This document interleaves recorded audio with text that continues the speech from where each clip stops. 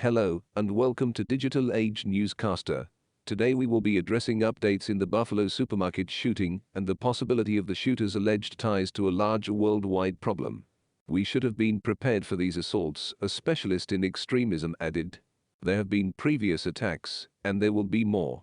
The racist assault in Buffalo, New York, is part of a larger movement that experts and officials worry might spread white nationalism terror worldwide. Despite the fact that he traveled 200 miles from his home to carry out the slaughter, his apparent internet presence suggests that he belonged to an informal worldwide network of radicalized young men influenced by racist conspiracy theories and far-right assaults in Norway to New Zealand.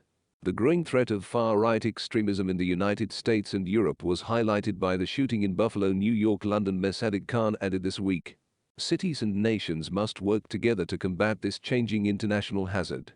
This has helped to broaden the audience for centuries-old racist ideas. States are now tasked with stopping violence that has origins not in physical terror cells, but in dispersed online subcultures all around the world, in stark contrast to terrorist threats of the 20th century. We should have been prepared for these assaults," according to Kars Mute, a Dutch extremism expert at the University of Georgia. Similar attacks have occurred before, some were prevented, and there will be more, particularly in the United States, where gun laws are so permissive. The students' concerns were further fueled by the fact that, in some respects, the Buffalo assault was founded in American themes utilizing weapons, targeting the black community, and appearing to reference conspiracy theories prevalent on far-right media. Anders Breivik murdered 77 people, mostly teenagers, at a youth camp for Norway's left-wing political party in 2011, when the country witnessed one of Europe's worst mass shootings. The assault has since been adopted by other ethno-nationalists as a rallying call, and it was cited by Brenton Tarrant, who shot dead 50 people at 2 mosques in Christchurch, New Zealand, in 2019.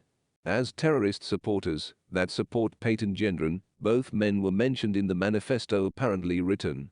"This is a truly global network of inspiring events," Stanislav Vysotsky, a sociologist and criminologist at the University of the Fraser Valley in British Columbia, added. The Christchurch shooter saw inspiration in shooters in the United States, which inspired shooters in the United States and around the world. The shooting in Buffalo occurred 3 years after the signing of an agreement between world governments and 5 major internet firms to limit what violent extremists can post online.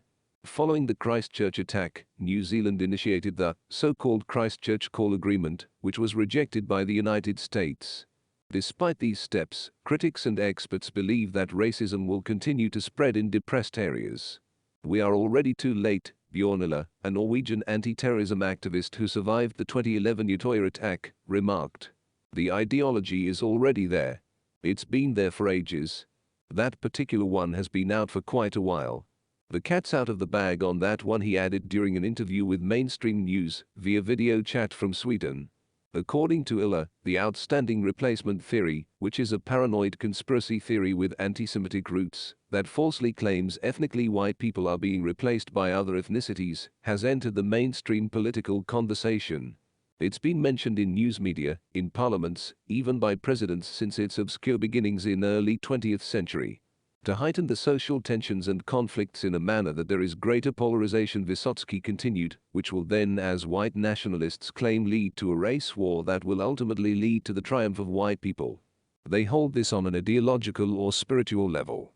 According to authorities, Gendron was able to live stream the incident on the gaming platform Twitch until it was shut down.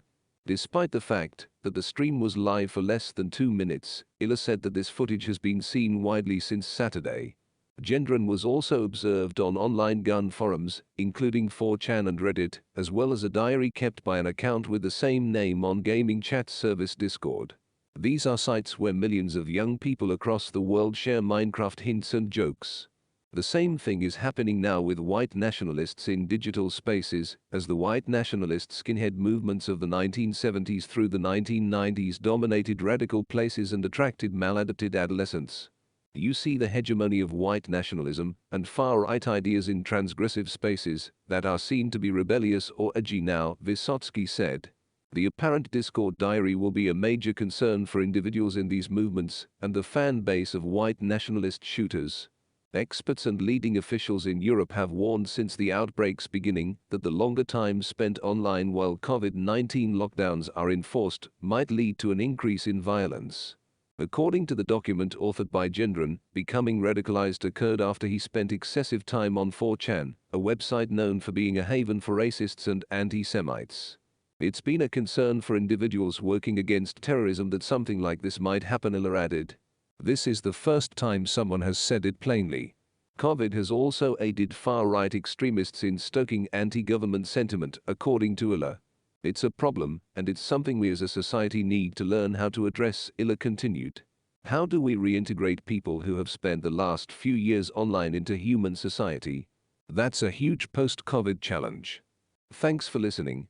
If you'd like to hear more news in podcast-style video format, hit the subscribe button to be notified when news breaks. Your feedback on the story is welcome in the comment section. Until the next updates, have a pleasant day.